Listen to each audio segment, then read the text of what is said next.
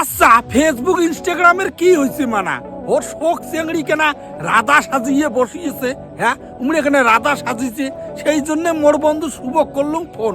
কেরে ভাই শুভ, ওর ইনস্টাগ্রাম ফেসবুকের শোক চেংড়ি কেনা রাধা সাজিয়েছে। এখন শুভ ভাই কল, আরে জানিস না আজকে জন্মাষ্টমী? ও আজকে জন্মাষ্টমী, দেখছিস তো ভাই বর্তমান যুগের চেংড়িগুলো কত ভালো, রাধা সাজিয়ে ফটো পোস্ট করে দিচ্ছে, ভিডিও পোস্ট করে দিচ্ছে, তুইও তা কৃষ্ণ কৃষ্ণ সাজে। কয় না রে দা ঘটনা কে নমায় মুই লেখলুম ঘটনা তাহলে কি। তারপরে দুইজনে মিলিয়ে 2 ঘন্টা যাবৎ গবেষণা করলাম।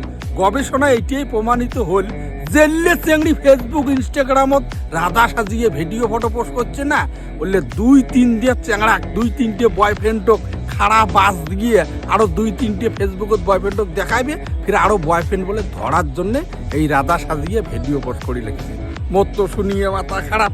যাক ওটি আমার প্রশ্ন নয়, মোর প্রশ্ন হল তোমরা যে এই যে জন্মাষ্টমী রাধা সাজিয়ে ফটো পোস্ট করে দিচ্ছেন, আচ্ছা দুর্গা পুজোর পরে যে কালী পুজো আসি লেগছে, তোমরা কি কালী পুজোর কালী ঠাকুর সাজিবেন না সাজবেন সেইটা কম।